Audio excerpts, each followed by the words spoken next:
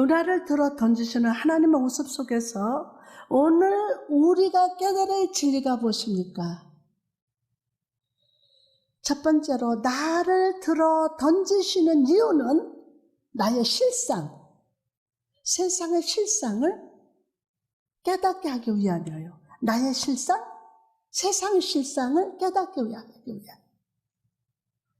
요나서는 여호와의 말씀에 아미떼의 아들 요나에게 임했다는 말씀으로 시작을 합니다. 요나의 아버지 아미떼는 진리라는 뜻입니다. 요나는 진리의 아들입니다. 또 요나라는 이름은 비둘기라는 뜻입니다. 비둘기는 노아의 홍수 때에 감람나무 새 잎사귀를 밀고 돌아와서 홍수의 심판이 끝났음을 알리는 새였습니다. 이처럼 하나님은 노아가 하나님의 구원의 메시지를 전하는 비둘기의 사명을 감당하기를 원하셨어요. 하나님께서 니느웨로 가서 회개의 메시지를 전하라고 하셨을 때 요나는 그 소식을 전하기 싫었어요. 그래서 그가 한 행동은 내려가는 것이었어요. 내려가는 것.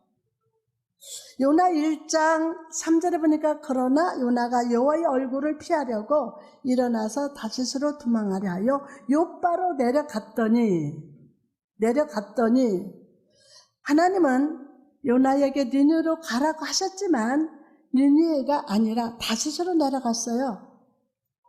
그리고 풍랑이 칠 때에 배 밑에서 잠을 잤어요. 그것도 내려갔어요. 그리고 그런 요나에게 하나님은 큰 바람을 바다 위에 내리셨습니다. 이 풍랑이 누구 때문에 온 것인지 제비를 뽑을 때 요나가 뽑혔습니다. 배 안의 사람들은 요나에게 묻습니다. 8절 보니까 무리가 그에게 이르되 정하건대 이 재앙이 누구 때문에 우리에게 임하였는가 말하라. 내 생업이 무엇이며 내가 어디서 왔으며 내 나라가 어디며 어느 민족에 속하였느냐 하니, 이것은 사람들의 입을 통해서 하나님께서 요나에게 물으시는 질문이었어요. 요나야, 너의 존재 이유가 무엇이냐? 너의 소명이 무엇이냐? 요나는 대답합니다. 나는 히브리 사람이요 바다와 육지를 지으신 하늘의 하나님 여호와를 경외하는 자로라. 아멘. 요나는 스스로를 육지를 만드신 하늘의 하나님을 경외하는 자라고 소개를 합니다. 누가? 요나가. 그는 하늘과 땅을 만드시고 그것을 다스리시는 하나님을 섬기는 사람이라고 고백하고 있습니다. 그러나 하나님의 구원 안에 있다고 고백하고 하나님의 다스리심을 받는 사람이라고 말한 사람이 그 고백과는 전혀 다른 삶의 모습을 보이고 있는 것입니다. 하나님을 경외한다면서 삶으로는 하나님께 불순종하고 하나님의 뜻을 외면하고 있었어요. 저 예수 믿습니다. 하나님 뜻대로 살고 있고 하나님의 자녀입니다. 하지만 하나님께 불순종하고 하나님의 뜻을 외면했다는 거예요. 여러분, 하나님께서는 인생이라는 그 바다에 갑작스러운 고난의 파도를 불게 하십니다. 그것은 나의 실상을 발견하게 하기 위함이에요. 누구 실상을? 나의 실상을 발견하게 하기 위해서. 지금까지 요나는 계속 그 인생이 내려가는 상황이었어요. 니느웨가 아니라 요바로 내려가서 배에 타고 배 밑층에 내려가서 잠을 잤습니다. 그리고 바다에 던져서서 깊은 심해에 내려갔습니다. 요나의 내면에는 내 뜻을 어떻게든 관철시키려고 하는 치명적인 연약함이 있었어요. 이것은 그의 인생이 순탄하게 진행되는 동안에는 절대 눈에 보이지 않는 숨겨진 결합이에요. 숨겨진 결합. 그것은 인생의 내리막길에서 완전한 실패를 통해서만 발견되는 결합이에요. 여러분, 이처럼 우리도 인생의 바닥에 이르렀을 때 모든 방법과 수단이 무너졌을 때 우리는 나 자신을 직면하게 됩니다. 나 자신을. 수많은 성경을 집필하고 다메섹에서 직접 예수를 만났던 위대한 누굽니까? 사도 바울은 자기 자신의 정체성에 대해서 이렇게 고백합니다. 로마서 7장 24절에 오라 나는 곤고한 사람이로다. 이 사망의 몸에서 누가 나를 건져내랴. 나는 곤고한 사람이로다 라고 합니다. 오늘 성경을 보면요, 나는 불쌍한 인간이다. 구제불능의 사람이라는 뜻입니다. 구제불능입니다. 나는 어떤 사람이든 자기 스스로를 나는 좋은 사람은 아니다. 구제불능이다. 게으른 사람이다 라고 말하면서도 누군가에게 너는 구제불능이야 라고 하면 굉장히 기분 나빠요. 입으로는 자신의 단점을 말하면서도 다른 사람에게는 지적받고 싶지 않아요. 지적받고 싶지 않아요. 적어도 저 사람보다는 내가 낫다고 생각하기 때문에 저 사람보다는 내가 좀 낫다. 그런데 여러분, 사람이 예수를 믿는다고 쉽게 변화될까요? 말씀해봐요. 예수 믿는다고 쉽게 변화됩니까? 사람이 변화되는 거 쉽지 않아요. 쉽지 않아요. 이런 연약함이 있는 것은 인간입니다. 저와 여러분이에요. 때문에 바울은 이렇게 고백합니다. 로마서 7장 15절 말씀 보니까 내가 행하는 것을 내가 알지 못하노니 곧 내가 원하는 것은 행하지 아니하고 도리어 미워하는 것을 행함이라. 내가 무엇인가를 행하는데 내가 하는 걸 나도 알지 못한다고 합니다. 우리도 살면서 이런 경험을 할 때가 있지 않습니까? 내가 무엇을 하고 있는데도 나도 모른다고 그래. 나도 모르게 화를 내고 나도 모르게 부정적인 말, 상처 주는 말을 내뱉습니다. 내뱉어요. 나도 모르게 예전에 제약된 습관을 반복하는 걸 보면서 깜짝 놀라지 않습니까? 여러분, 그것이 우리의 모습이에요. 나의 정체요, 나의 실제입니다. 그러나 사도 바울은 이런 자기 고백을 한 후에 이런 감사의 고백을 드립니다. 우리 주 예수 그리스도로 말미암아 하나님께 감사하리로다. 와, 우리는 연약한 죄인이지만 우리 주 예수 그리스도의 은혜가 나를 붙드십니다. 은혜가 나를 붙드시기에 오늘의 내가 있다는 겁니다. 오늘의 내가 있다는 거. 누가 붙들어서? 은혜가 붙들어서 오늘 내가 있는 거예요. 여러분, 우리의 본질은 곤고한 인생, 구제불능의 인생이지만 예수 그리스도의 은혜로 말미암아 은혜의 사람으로 살고 있습니다. 그러므로 여러분, 단 하루를 살아도 주의 은혜를 붙들고 살아갑시다. 주의 은혜 없이는 나는 구제불능이요 곤고한 인생으로 살아갈 수밖에 없음을 인정하고 날마다 내게 은혜 주신 주님께 감사하며 살아가시기를 주님의 이름으로 축복합니다. 아멘. 또한 우리는 이 풍랑 속에서 세상의 실상을 봅니다.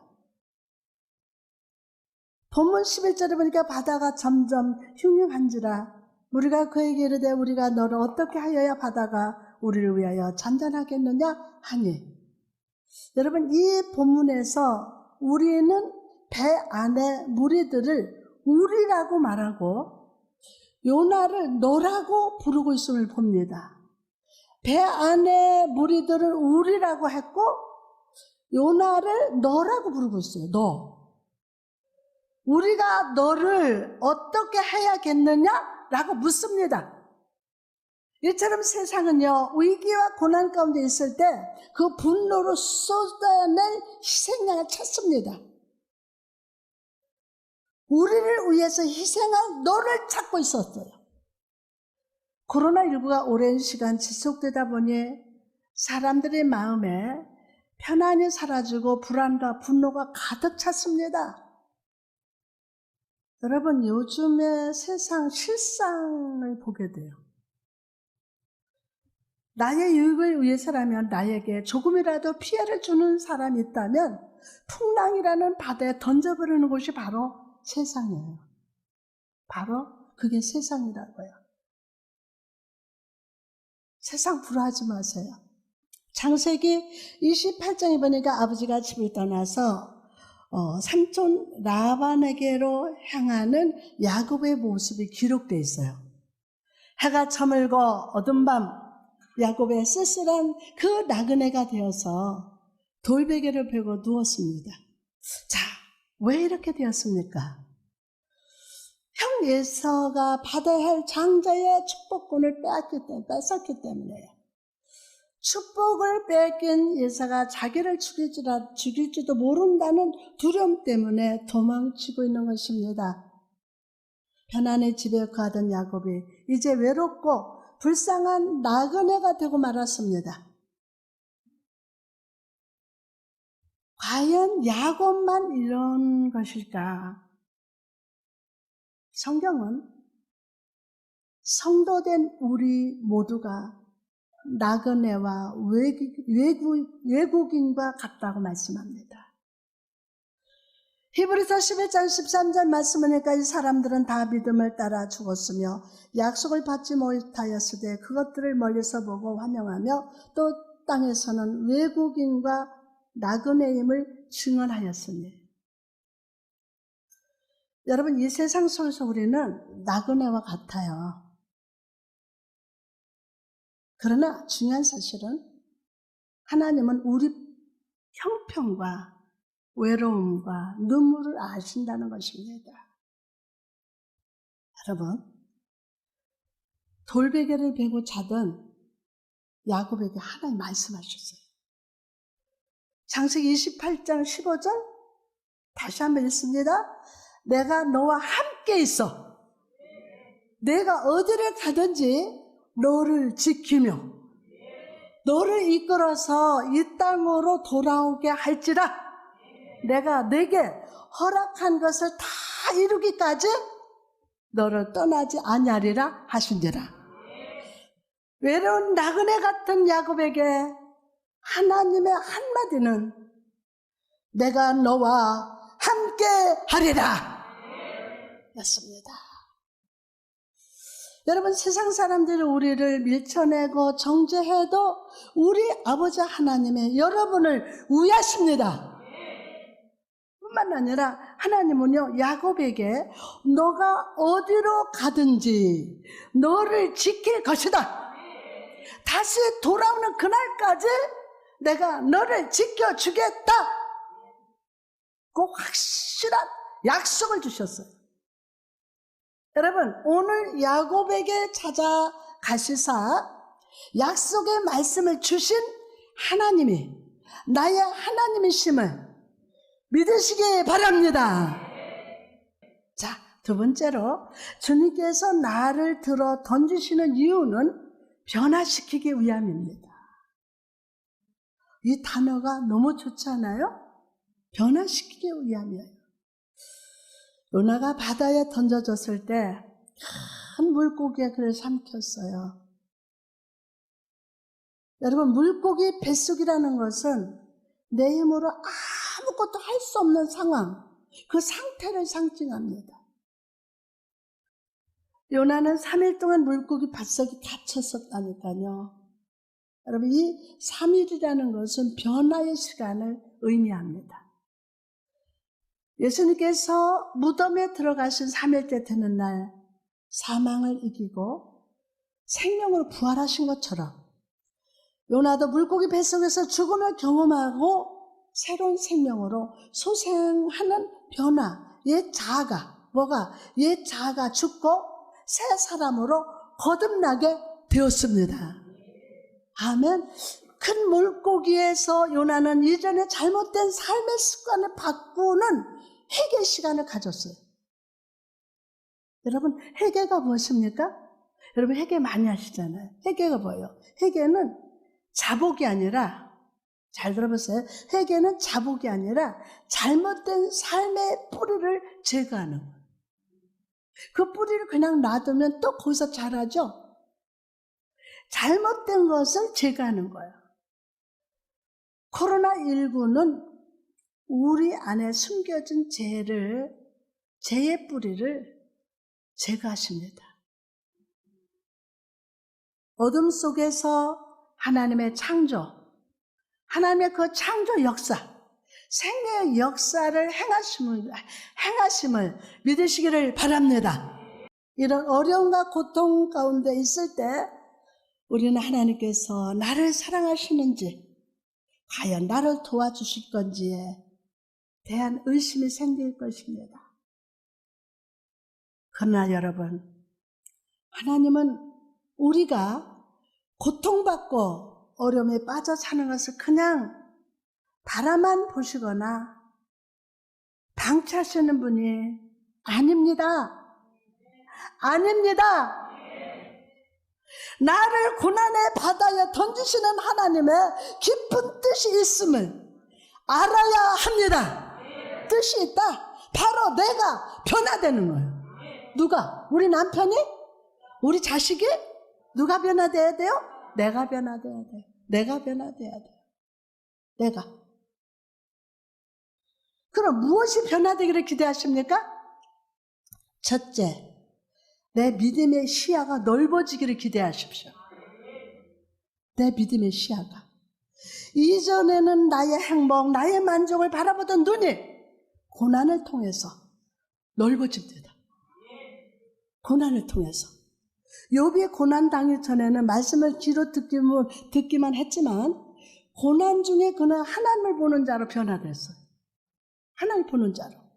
이처럼 하나님은 고난의 바다에 나를 던져주심으로 내가 넓어지고 내가 성장하고 영적으로 깊어지기를 원하십니다. 목적이 있어요. 목적이 있어요. 목적이 있어요. 제 삶을 돌아보면요, 고난을 내가 해결하려고 할 때 고난 더욱 힘들고 어려웠어요. 그러나 고난 중에 더욱 눈물로 하나님께 나아가고 교만을 버리고 겸손의 낮은 자리로 내려갈 때 세상을 바라보는 눈을 돌려서 하나님을 바라봤을 때 고난은 사라졌어요. 고난은 사라졌어요. 오늘 나를 들어 던지시는 하나님 앞에서 변화될저다. 내 눈에 보이는 세계가 아니라 은혜의 세계를 바라보는 영적인 시각이 넓어질저다. 두 번째로 분산된 마음이 하나로 집중되기를 기대합니다. 고난을 통해서 내가 하나님을 바라보는 시야가 넓어지는 것도 중요하지만 내가 버릴 것을 버리고 붙들 것을 붙드는 자로 변화되는 것 또한 중요합니다. 버릴 걸 버리고 붙들 걸 붙드는 것. 아멘. 포도나무를 한번 떠올려 보세요. 더 많은 열매를 맺기 위해서는 농부는 가지치기를 해야 됩니다. 요한복음 15장 2절에 물은 내게 붙어있는 열매를 맺지 아니하는 가지는 아버지께서 그것을 제게 버리시고 무릇 열매를 맺는 가지는 더 열매를 맺게 하려 하여 그것을 깨끗하게 하시느니라. 요나를 보세요. 물고기 뱃속에서 그는 모든 자신의 가능성을 무너졌어. 1%도 없어. 가능성이 다 무너졌어. 그리고 오직 구원은 여호와께 있습니다. 이 고백이 나왔어요. 아멘. 저는 오늘 여러분이 하나님 외에 의지하던 모든 것들이 성령의 가위로 가지치기 되기를 축복합니다. 아멘. 참 포도나무 되시는 예수 그리스도, 그분께 붙어있는 자가 됩시다. 선한 농부 되신 하나님께서 내 삶에 베푸시는 구원, 은혜를 사모하며 살아가시기를 주님의 이름으로 축복합니다. 자, 마지막으로 하나님께서 나를 들어 던지시는 이유는 기도하게 하기 위함이에요.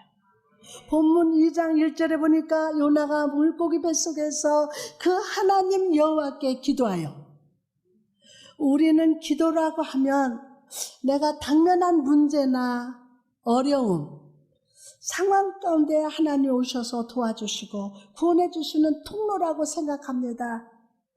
그러나 여러분, 진정한 기도는 예수님이 그러셨던 것처럼 하나님의 분명한 뜻에 내 뜻을 맞춰가고 조율하는 것.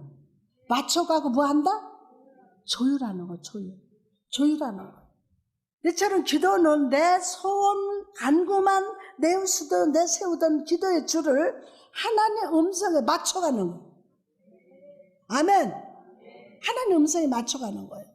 마태복음 26장 39절에 내 아버지여 만일 할만하시거든 이 잔을 내게서 어떻게 하라? 지나가게 하옵소서. 그러나 내 원대로 마옵시고 누구 뜻대로? 아버지의 원대로 하옵소서 하시고.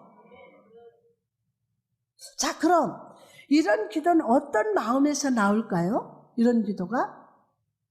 진정한 기도는요, 나의 가능성이 완전히 깨진 자리에서 하나님만의 유일한 가능성으로 남아있을 때 강물처럼 나오는 것입니다.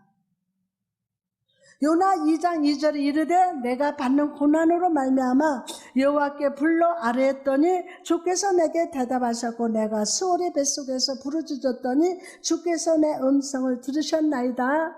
아멘. 요나의 삶의 극단에서 그는 하나님을 불렀어요. 그 극단에서 하나님을 불렀어요. 하나님을 부르짖었어요. 그리고 낮아진 마음 가운데 하나님은 그 기도를 들으시고 대답하셨습니다. 아멘. 성도가 기도하자는 것은 차를 타고 운전하면서 졸고 있는 것, 졸음 운전은 방향을 잃어버리고 사고가 나요. 기도하지 않고 잠들어 있는 요나의 배는 인생의 목적지를 잃고 방향하는 배였습니다. 고난의 물고기 뱃속은 우리 영혼을 깨우는 알람 시계와 같습니다. 기도가 살아야 인생의 방향이 제대로 정해집니다. 주여, 오늘 하나님 뜻에 내 삶을 조율하는 기도가 회복되게 하옵소서.